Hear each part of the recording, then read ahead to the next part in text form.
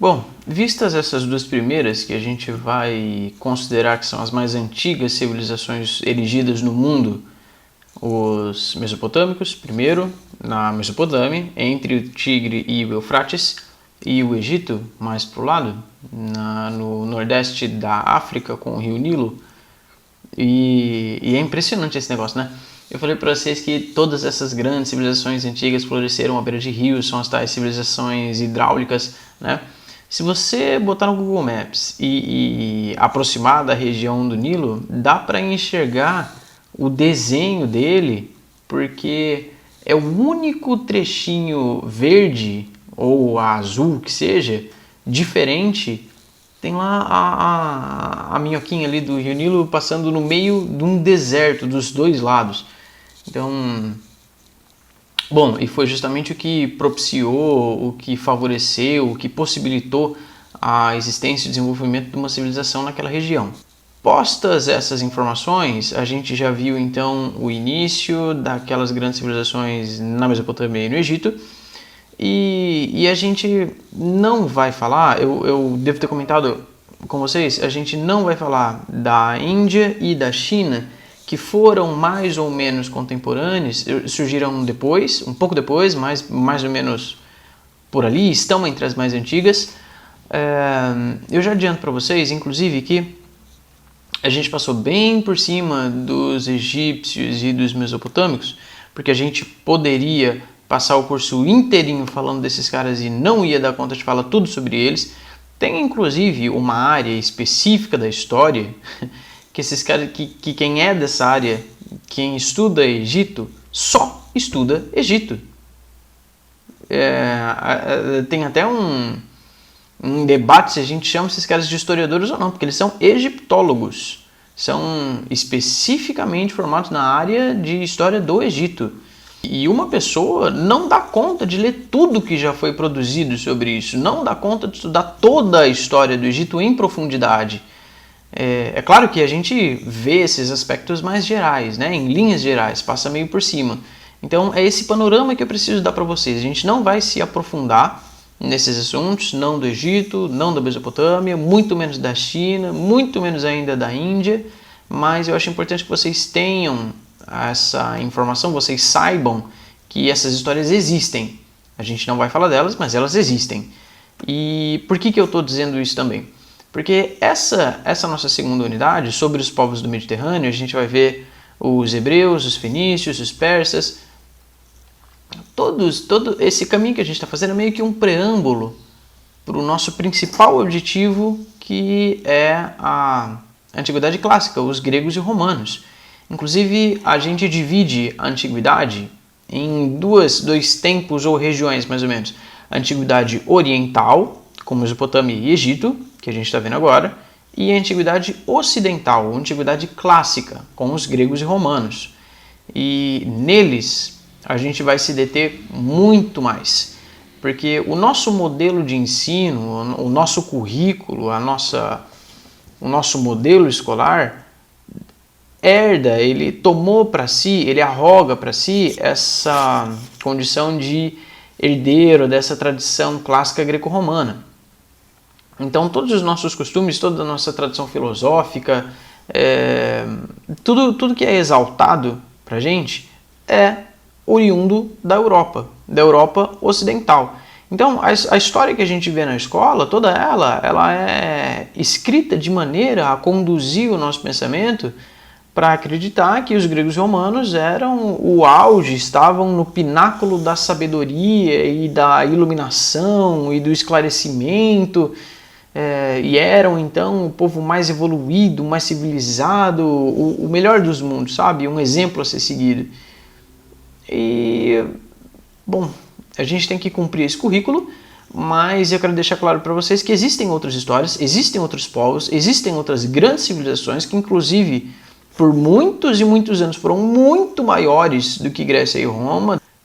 Então tudo isso que a gente está falando, e vocês precisam ter conhecimento dessas coisas, né? Pelo menos em linhas gerais, a gente pode dizer que é mais ou menos um preâmbulo, a gente está caminhando para Grécia e Roma, a gente vai chegar lá. Até porque elas vão se desenvolver num tempo posterior primeiro mesmo surgiu a Mesopotâmia, depois o Egito, aí, enfim. Então, vamos caminhando por essa jornada civilizatória da humanidade no planeta. E sempre tendo em mente, não se esqueçam daqueles primeiros grupos humanos, do Paleolítico e do Neolítico, que se espalharam pelo mundo inteirinho. Então, enquanto a gente está falando das primeiras cidades, das primeiras civilizações na Mesopotâmia e no Egito, saibam vocês que tem outros povos vivendo por aí, já nas Américas, já no norte da Europa, já na Península Ibérica, na Península Itálica, na Europa continental. Então, no mundo inteirinho já tem gente vivendo, já tem tribos, já tem povos com línguas e costumes e religiões e tradições diferentes. Tá? A gente começa a falar da Mesopotâmia e do Egito porque são as primeiras grandes civilizações, as grandes cidades que constituíram impérios mesmo. Então, é uma organização política diferente. Não quer dizer que foram os primeiros lugares em que houve gente no mundo. Não. O primeiro lugar que houve gente no mundo foi no norte da África e de lá eles se dispersaram pelo resto do mundo inteiro. A gente viu isso, falei sobre isso várias vezes no bimestre passado. Então, não percam isso de vista. Tá? Não se esqueçam que tem gente no mundo inteirinho. Tem pequenas tribos, pequenos vilarejos, pequenas cidades, povos nômades no mundo inteiro. Tá? O que a gente está destacando como exclusividade ou o que é inédito na Mesopotâmia e no Egito são as grandes civilizações. Tá? E aí então, em seguida, a gente viu a Mesopotâmia e o Egito e agora a gente vai ver uma turma que estava aqui no meio deles. Entre a Mesopotâmia e o Egito, talvez eu ponha aí no mapinha para vocês, se eu achar alguma coisa interessante, tem uma série de outros povos, né? E dentre eles nós damos destaque para os hebreus. A gente vai estudar os hebreus e eles surgiram, mais ou menos se organizaram como povo, né? Com costumes parecidos e tal e tal. Os primeiros registros que a gente tem desses hebreus, desse povo hebreu, é de mais ou menos 2000 anos antes de Cristo. Eles surgiram, se organizaram na Mesopotâmia, nos arredores da cidade de Ur, que fica meio para o sul da Mesopotâmia, e eles surgem assim como um povo pastoril e agricultor, mais ou menos nos moldes daquelas primeiras civilizações do Neolítico que cultivavam a terra, criavam animais, teciam os seus tecidos, construíam as suas casas, já faziam uso da cerâmica, do fogo, mas bem simples. Era uma organização tribal. Então eram pequenos grupos, tá? Mas que já tinham um laço comunitário, tinham um sentimento de pertencimento, de pertença e costumes em comum, costumes em conjunto. Inclusive, um dos destaques que a gente dá para o povo hebreu é que foi a primeira civilização ou o primeiro povo monoteísta de que a gente tem notícia, né? Que todos os que a gente estudou até agora, eu mencionei que eles eram politeístas, acreditavam em várias divindades, num panteão bastante grande, diverso. Inclusive, vocês que vão falar sobre isso em relação ao Egito, né? Da atividadezinha que eu já pedi para vocês e já até postei no plural, para vocês me responderem por lá, tá? Não é para escrever no caderno, não é para escrever em outro lugar. Não adianta me dizer que já está feito se não me mandar. Vocês precisam me mandar pelo plural, me responder na atividade que eu postei lá para eu poder ler e corrigir, tá? Para eu poder anotar aqui na minha agenda. Então, muito bem, esses hebreus eram também chamados de israelitas ou judeus. O povo judeu, que a gente tanto fala e vai figurar entre os principais personagens de vários atos da nossa história, são esses. São os hebreus que surgem, que se organizam como povo mais ou menos 2000 anos antes de Cristo. Então é um povo assim, com tradição milenar. E então primeiro tem essa organização tribal, né, simples, e a gente divide a história antiga dos hebreus em 3 partes. Primeiro foi a era dos patriarcas, depois a era dos juízes e aí a era dos reis. Dentre a era dos patriarcas, é bem possível, é bem capaz que vocês já tenham ouvido falar dessas histórias específicas sobre eles, A gente está falando principalmente daquela história que é contada no Antigo Testamento. Os patriarcas dos hebreus foram principalmente os grandes patriarcas Abrão, Isaac, Jacó e o último deles, o grande último patriarca, Moisés, que tirou o povo do Egito. E quando a gente ouve falar, né, que Moisés guiou o povo pelo Egito e voltou para a Terra Prometida e tal, é esse contexto histórico que a gente vai ver agora, vai inserir essas histórias que vocês já têm mais ou menos consolidado na cabeça de vocês numa linha cronológica que faça sentido com a história das civilizações, né? Com a história do mundo, com essa história geral que a gente se propõe a estudar aqui.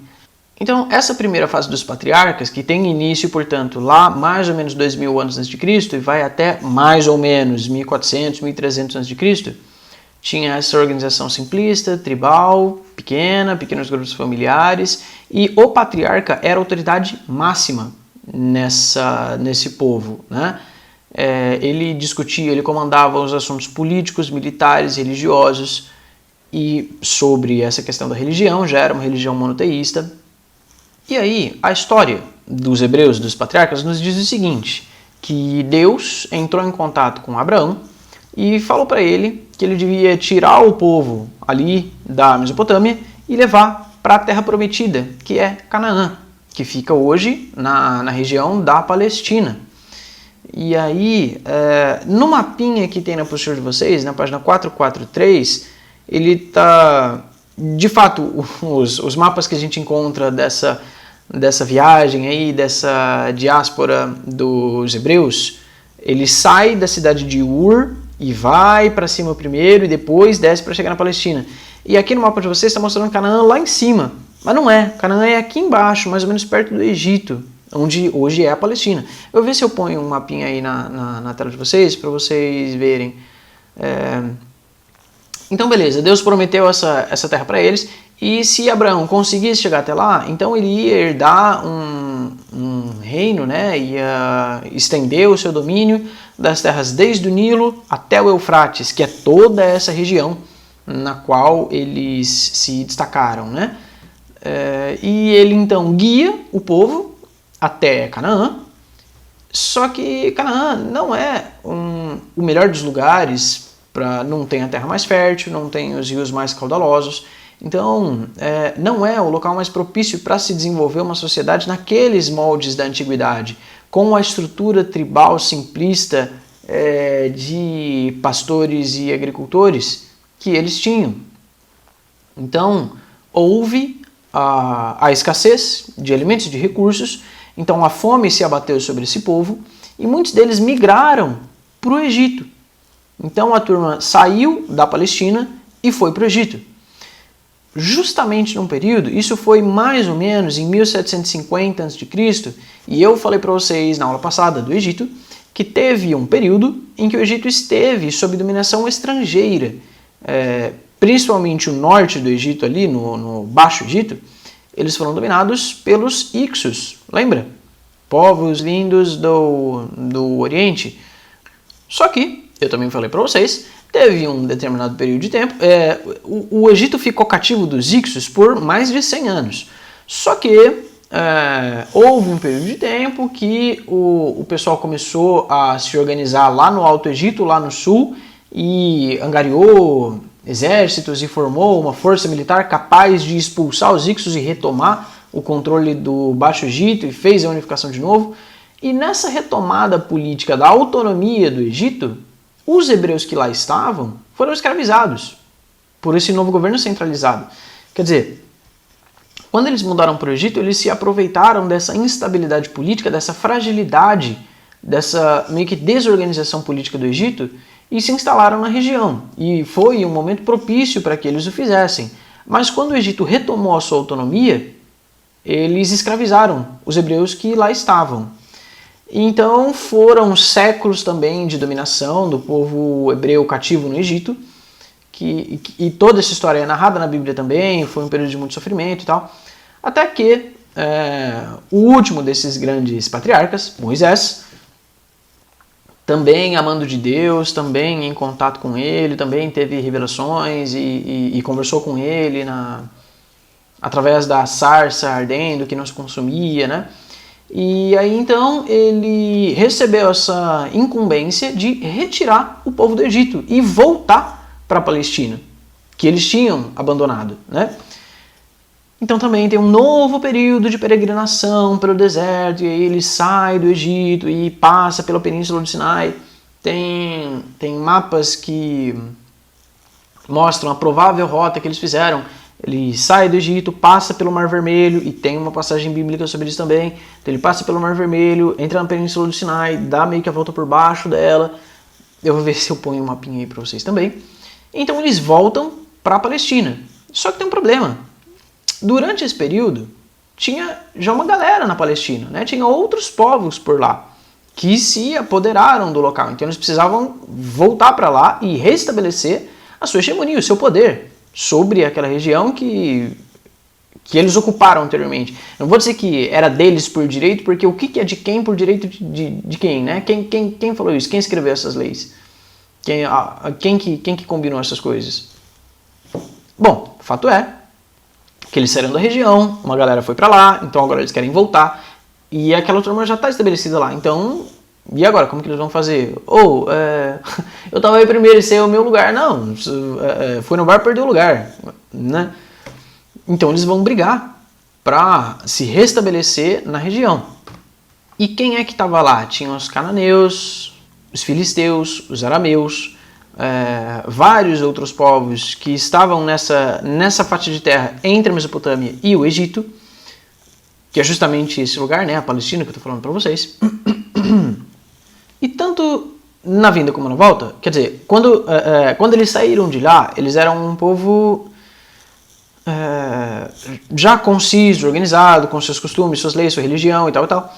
Só que quando eles voltaram, eles já eram muito melhor organizados politicamente, né? Em ambos casos, como que era o modo de vida deles? Era um modo de vida agropastoril, como eu falei para vocês. Eles plantavam, criavam animais, eles plantavam principalmente trigo para fazer pão, azeitona para fazer azeite e uva para fazer vinho. E criavam cabras e ovelhas, como é bastante comum a gente ouvir mesmo nesses relatos bíblicos, né? Já existia a instituição da escravidão entre os hebreus, que, de novo, eu comentei com vocês nas últimas aulas que a escravidão, a instituição da escravidão passou por várias fases diferentes ao longo da história, nem sempre teve as mesmas regras, nem sempre teve os mesmos preceitos, as mesmas normas, o mesmo grau de truculência. Enfim, a escravidão da antiguidade é muito diferente da escravidão moderna que a gente teve aqui nas Américas, por exemplo. Mas isso é papo para uma outra hora. O fato é que a escravidão que existia entre os hebreus, ela poderia ser de duas maneiras, né? Por dívidas ou por guerra. Os perdedores de guerras, os cativos de guerra, eles eram escravizados pelo povo vencedor. Então essa era uma maneira da escravidão entre os hebreus.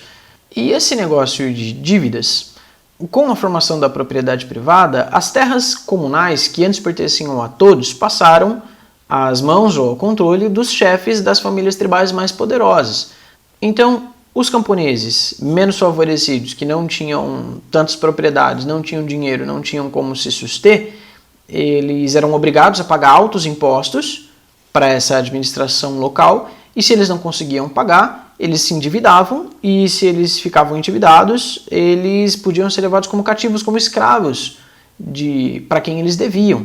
Então muitos trabalhavam como escravos para outros senhores. Bom, saíram da Palestina, foram para o Egito, voltaram para a Palestina, e na Palestina, agora de volta, tem uma nova organização política social. Acaba, portanto, a Era dos Patriarcas e tem início a Era dos Juízes. Eu falei para vocês, a Era dos Patriarcas, dos Juízes e, por fim, dos Reis. Nessa Era dos Juízes, que eles já têm uma organização política um pouco mais bem estabelecida, mais consolidada, ou melhor consolidada, os juízes não são reis, mas eles fazem, às vezes, dessa autoridade soberana no campo político, militar, religioso. Eles são eles que dão a palavra de ordem, certo? Para manter, inclusive, a ordem nessa sociedade. Os principais juízes desse período são, ou foram, Jefté, Gideão, Sansão e Samuel. Nesse período há uma centralização política. Quer dizer, quando eu falei que a organização política deles estava melhor consolidada, aquelas tribos que eram mais ou menos dispersas, mas que mantinham essa cola social, né, tinham a mesma religião, os mesmos costumes, eles começam a se aglutinar de maneira mais intensa. E disso decorre a formação da monarquia. A instituição da monarquia. O que é uma monarquia? É um regime com um monarca. O que é um monarca? É o rei. Tem então o início do período dos reis, que vai de mais ou menos 1309 até 70 a.C. Tá? E o primeiro dos reis desse período foi Saul, que formou um exército permanente para lutar contra os filisteus, aqueles povos que faziam guerra contra os hebreus, ou os judeus, se vocês preferirem, a mesma coisa, tá? Os hebreus e os judeus é a mesma coisa. Então, o rei Saul organizou um exército, ampliou o seu poder, né, e para fazer frente a esses inimigos externos. O sucessor do Saul, quem veio depois dele, Davi, também teve muita importância como líder, como rei dos hebreus ou dos judeus. Também fez guerras contra os filisteus e os cananeus, e ele foi capaz de expandir o território, ele aumentou os seus domínios. E aí Salomão, filho de Davi, conseguiu estabelecer relações comerciais com o Egito e com a Babilônia. Babilônia, que era uma das capitais das grandes cidades da Mesopotâmia, ampliando as trocas e o comércio entre a região. E, inclusive, muito embora eles fossem um povo de costume agropastoril, de plantio e criação de animais, a principal atividade econômica deles não era a agricultura, era o comércio, justamente porque eles estavam numa região que era a rota de comércio entre os dois principais reinos da época, né? Foram as duas primeiras grandes civilizações. É um espaço que está entre a Mesopotâmia e o Egito. Então eles viviam do comércio, principalmente. E Salomão, sucessor de Davi, conseguiu estabelecer relações comerciais com esses dois reinos. E foi, portanto, um império de bastante prosperidade. Mas, com a morte do Salomão, esse reino se fragmentou. Eles não conseguiram manter a estabilidade política. Na época dos juízes, quando eu falei dessa consolidação política, que eles estavam melhor estabelecidos, na volta então para a Palestina, esse povo foi dividido em 12 tribos, que eram mais ou menos autônomas, independentes, mas que respeitavam uma outra e garantiam e protegiam umas às outras, né? Tinham essa relação mútua de respeito à autoridade do outro. Aqui, com os reis, com a morte do Salomão, esse reino que tinha sido todo consolidado e centralizado sob as mãos de um monarca só, se dividiu de novo em outros dois reinos, Judá ao sul e Israel ao norte. E os anos foram se passando e essa descentralização política não aguentou, não subsistiu às incursões estrangeiras, porque lembrem-se que existem povos inimigos ao redor todo, né? E percebendo esse momento de fragilidade, esses povos atacaram esse reino. Foram dominados pelos assírios e logo em seguida pelos babilônicos. Babilônicos da Babilônia, lá da Mesopotâmia, lembrem. E por fim, na realidade, lá no ano 70 a.C., eles foram finalmente subjugados pelos romanos, que meio que dissipou essa população. Os judeus foram então expulsos, exterminados em larga escala, e de lá eles fugiram, eles se disseminaram. Foi a chamada diáspora dos hebreus ou dos judeus, e dali eles foram para todos os cantos do mundo. Foram para a África, foram para a Ásia, foram para a Europa. Então, por muitos e muitos e muitos anos, os judeus serão um povo sem pátria. Eles vão ser uma nação sem um país. Eles são um povo conciso, têm as suas leis, têm seus costumes, têm sua religião, têm uma língua própria, tem tudo que é necessário para se constituir uma nação, mas eles não têm um território físico para eles não têm um país, eles estão espalhados pelo mundo todo. E isso só vai voltar a acontecer, eles só vão voltar a ter uma pátria no século XX. Em 1900 e tanto, depois do fim da Primeira Guerra, a Inglaterra começa a incentivar a volta dos judeus para a Palestina, né? Só que aí nós temos um problema de novo, aquele mesmo que foi encarado quando os judeus saíram e quiseram voltar. Porque já tem uma turma lá.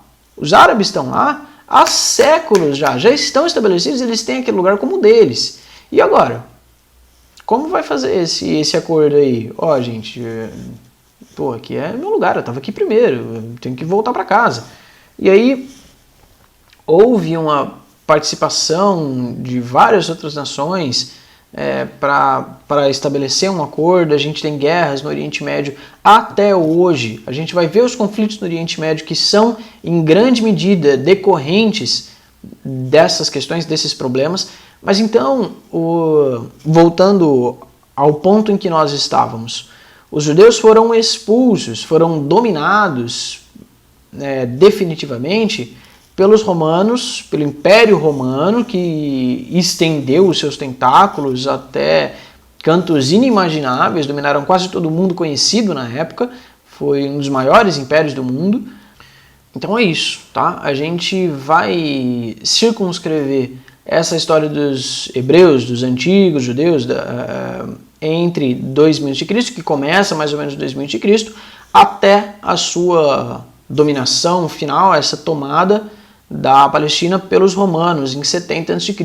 E é claro que a história deles continua, como eu acabei de dizer para vocês, que eles saem dali, se espalham pelo resto do mundo e continuam passando por uma série de agruras e desventuras e reveses por longo de toda a história e até hoje mesmo. A gente vai entrar nos problemas pelos quais eles passaram com mais profundidade nos próximos episódios, né? Em seguida, a gente vê os persas e os fenícios.